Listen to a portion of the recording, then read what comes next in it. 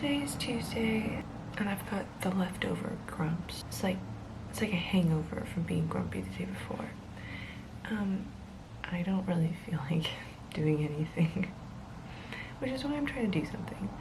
I put on a very cute Christmas sweater to give the illusion that I am not once again wearing pajamas, but as you can tell, they are on underneath. Basically, I made a really stupid mistake, and I'm not opposed to making mistakes. Having made them since a very young age, I've learned to accept that they're part of my life for sure, most lives. But I really hate making stupid, avoidable mistakes, and this is one of those. Especially when there's a part of your brain going, should you do that? And you're like, I don't know, but I'm gonna. And then the thing backfires and you're like, I literally knew that was gonna happen.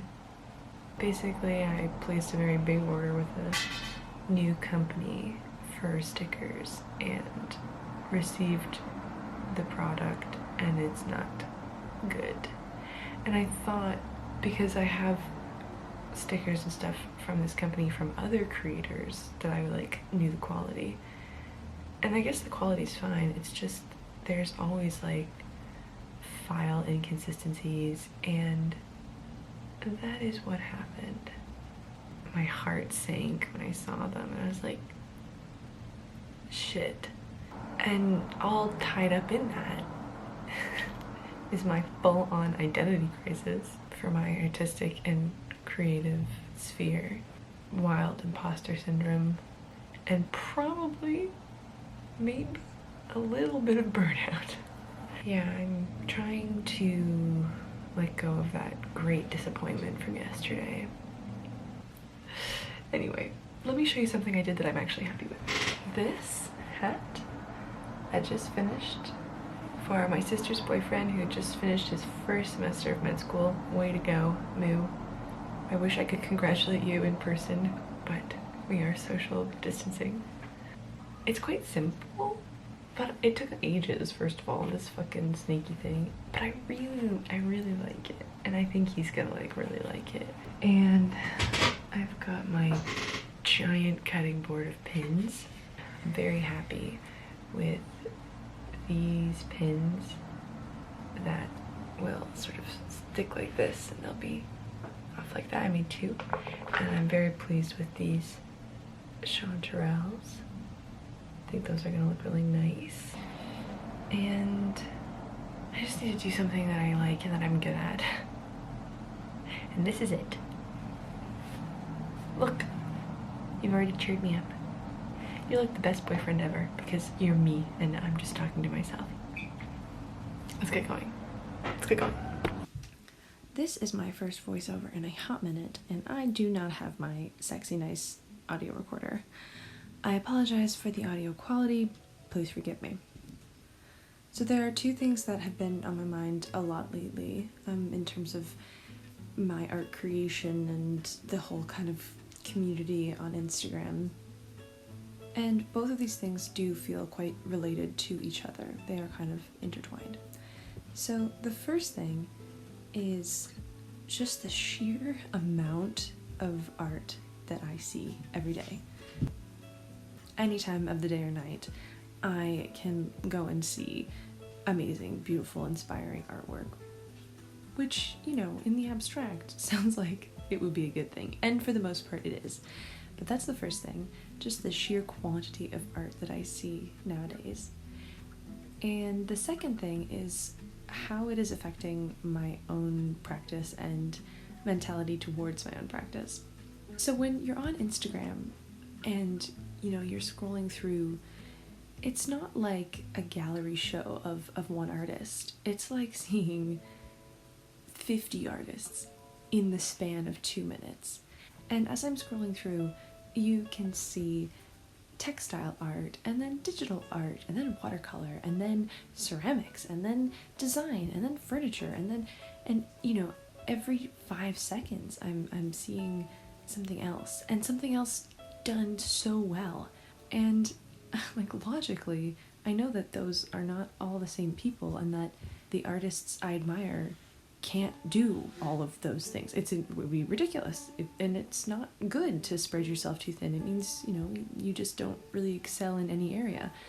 So logically I know that, but when you consume this much media that quickly, it all kind of condenses and collapses in on itself. And when I get off Instagram, I am left with the overwhelming impression that every artist that I saw that day could do every type of art that I saw that day.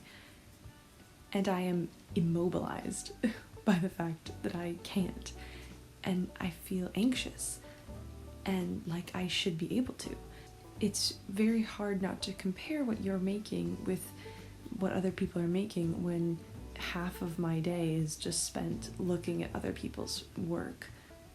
And of course there's that old thing that, you know, when you make something, you're the only one who knows what it was supposed to look like. So when you see somebody else's work, it feels like every mark they made is intentional.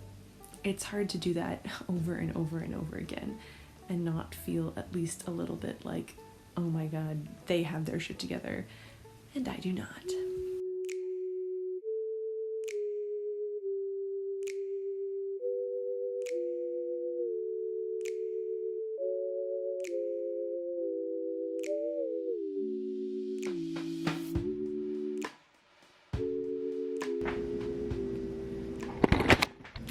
Okay, well, I just finished painting. It is 3 hours since I began, and I have done 4 pins. I knew this was gonna happen, but you know what? I'm just trying not to worry about it.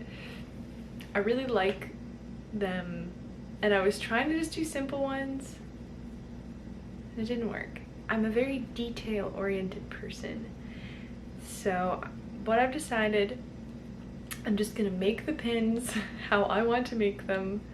Maybe I'll keep them because they're taking so long, but I just want to do what's intuitive right now because I'm struggling so much with like what I should be doing or how to maximize profit or how to, like, you know, make the most out of my material. Whoa, just set it back down. How to like make the most out of my material and, you know, get the most bang for my buck and make it as an artist and yada yada. And I keep forgetting I'm in the first year of this. In fact, I'm in the first like 5 months of this, and I'm gonna make some wrong choices. I'm gonna make some stupid mistakes, but the biggest thing I want to focus on is finding my sphere of work and finding out what I want to make, what does sell, how to source the material properly, but also how to like what I'm making. And I've just been struggling so much with not feeling like I'm making things that feel authentic to me, or making things I end up just not liking, or working on something over and over again because I feel like I should be doing. Anyway, lots of that. So yes, it took me 3 hours to make 4 pins. However, I know that if I were to make them in the future and I could make, you know, 10 at a time, it would not take that long. It would be fine. And once I have the designs down and yada yada, this is still beta testing. It can take a little longer. It's fine. And I'm okay.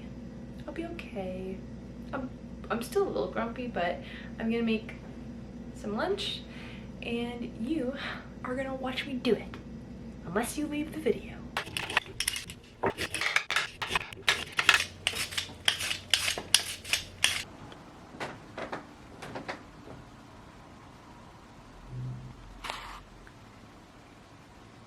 This is what chaos looks like.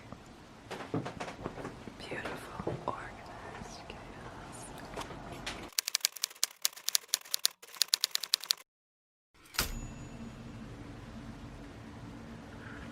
Good morning. I think Richard is asleep, of course. He might not be though. How dare you? He's not asleep. Okay, then I can be fucking loud. No. Richard has recently woken up, so we can be a little louder this morning. Wow, I'm impressed. It's before 10, Bird. Eat shit. Shocking. I hope this is the last day that we do this, that we meet like this. We have to stop. This video is into pure chaos. I don't even know where half the footage is. I don't know how many days I've filmed. Today is the 16th. I thought Richard was gonna be asleep a lot longer, so I made myself a coffee. Are you mad? Thank you. I love you. I'm trying to do some different angles because I feel like it's kind of boring just being overhead all the time, so I'm gonna try this. I don't know if it's gonna work.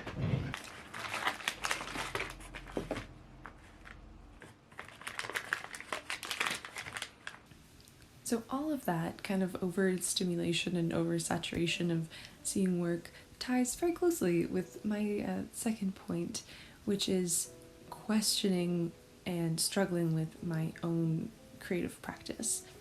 I already do not feel qualified to be selling things that I make. This is not what I studied, it's not what I expected, and it's all happened very, very quickly. So I already kind of feel like I'm starting in a different place than everybody else is.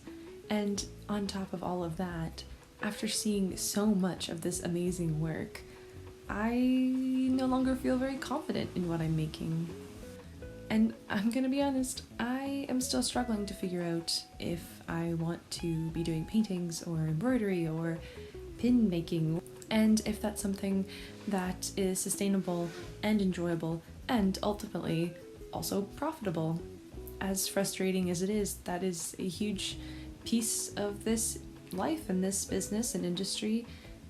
You can make the things that you love, but if they don't speak to your audience and your community, it's just gonna be a hobby, which isn't a bad thing, but right now I'm trying to make this more than just a hobby. And then as I start to question my own style and media, I start to just wonder if I should even be doing this in the first place. And that's when our best friend, imposter syndrome, comes out and shakes everybody's hand. I know that all artists struggle with this and it's not a new phenomenon, but recently, every time I try something and it doesn't go the way I expected it to or the way I hoped it would, instead of being, disappointed and learning from it and moving on, it's like a punch to the gut, and I feel ashamed and I feel embarrassed because people online think that I have my shit all figured out and that, I'm an embroiderer and I do this and that, and then if I try something new and it doesn't work, is that it? Does that get tacked onto my title? Gonna end up like Daenerys Targaryen with like 15 names. Nora Gallia, mother of bobbins, sculptor of pins, failure at other stuff. While it may seem silly to spend 3 hours making 4 pins, this has actually been such a good experience for me. At one point I literally said to Richard, oh my god, I wish I could just do this all day long. And then I realized, holy crap, that's the whole point of being an independent artist. You can literally do that. And yet, there's a voice inside of me that says, if you're not struggling with this, does it really count as art? And I'm here to tell you, absolutely it does. Anyway, I don't really have any answers here. I am still figuring all this out. Every day is different, and some are great and some are really hard, and most are somewhere in between the two. Alright, let's get back to regular Nora. I'm sorry that none of the sound quality is very good, but oh well. So, I didn't film all the painting of the pieces because, it's a lot of work. For some reason it's really stressful to paint them in foam because I gotta get really close. You just see the fuzzy top of my head. Anyway, I thought I would now show you what I did. So let me show you. I'm so pleased with these. They make my heart do the happy thump, not the anxious thump, that's the nice one.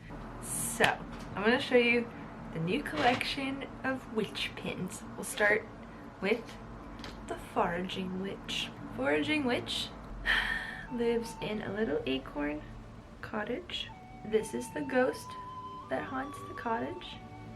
It's got a little acorn beret. Some of the preserves they make are peanut butter, of course. This is the book that they use. This is the Forager's Field Guide. got fine details. Gothic witch lives in this little cottage. Is haunted by this little ghost. So cute. This is her book of spells. And this is her jar of eyeballs. I love this one. Imagine just like going to work and being like, oh, that's my eyeball jar pin. I love it.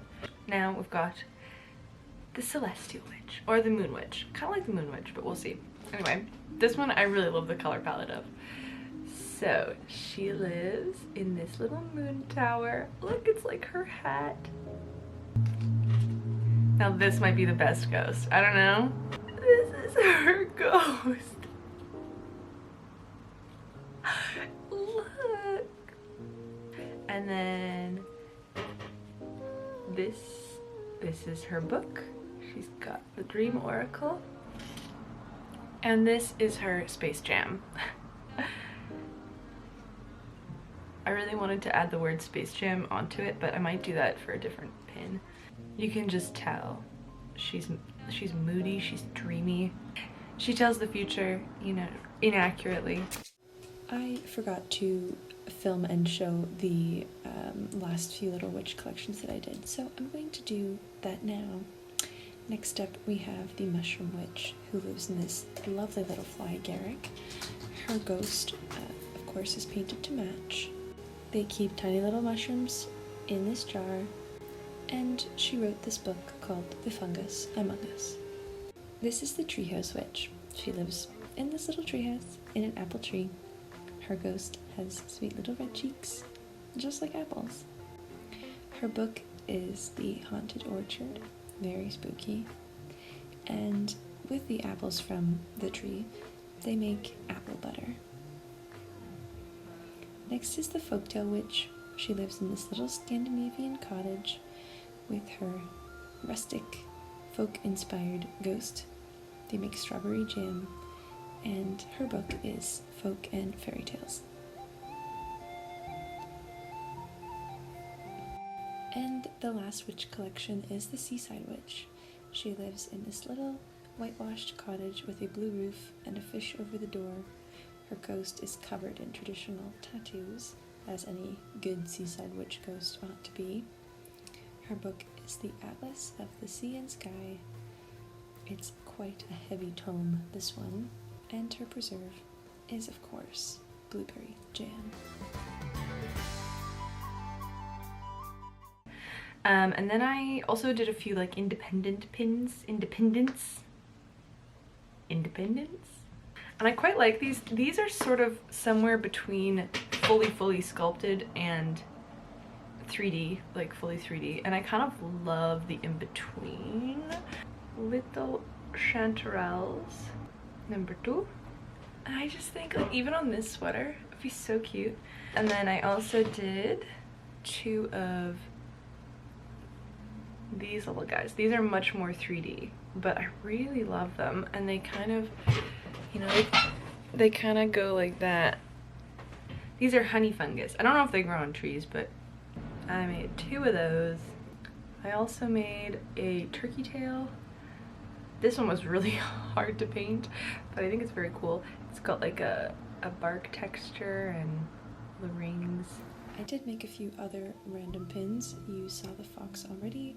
We've got a fly agaric, another honey fungus, an acorn, some regular cremini mushrooms, a beet, and that's it.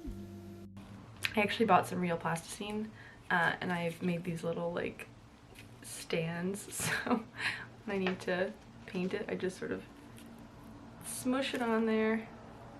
It works fairly well, actually. It does kind of fall off a little bit, so falafel. It does fall off a little bit. Falafel. And I'm gonna say that's the end of the studio vlog, because it's been like a week. I don't know, doing these pins made me so happy. I'm like a pandemic. Oh my god. Pandemic. That was my original joke. If I were to sell these for profit, factoring in how much time they took for me, they would be a lot. Like 20 bucks each. If it took me like 2.5 hours to make 4 pins, that's about the time it takes me to make like a hat embroidery or like a hoop. And I sell those for like 80, like between 70 and 80 bucks. So each pin would have to be like 20. Although they are pretty complicated, that's the thing. Like when I see clay pins online, they're like, I would say between $8 and $15, but they're very basic. They're like the shape cut out and like that's perfect. Actually, that was my plan. I was gonna do that. Richard, I was gonna do that. I didn't do that. And as I was making them and like filming them, I was feeling anxious about how much time it was taking me. And it was like, oh no, if I try and sell these, I won't make enough money for my time and blah, blah. No, I'm not worrying about that right now. This is beta testing. It was so fun. I literally did this until like 10 p.m. last night, which is unusual for me because when the sun goes down, my little heart is like, bedtime. This was great. And as I was doing it, I felt like myself again. I was like, I know exactly what I want these to look like. I know what I want the collection to look like. You know, it all just kind of fit. And it hasn't fit for me in a little bit. I really like how the clay and the embroidery kind of like, they feel very harmonious in some way to me. I'm gonna still continue on with painting, but I really like painting more in like a functional like design aspect in some ways, like with the potion bottles or with the book series, like I'm designing a thing. And I find that much more enjoyable than just like, I'm gonna paint my heart song. My heart doesn't have a song, it has a list. Maybe that would go on my business card. And I'm gonna say that's the end of the studio vlog because it's been like a week. I said this was the end.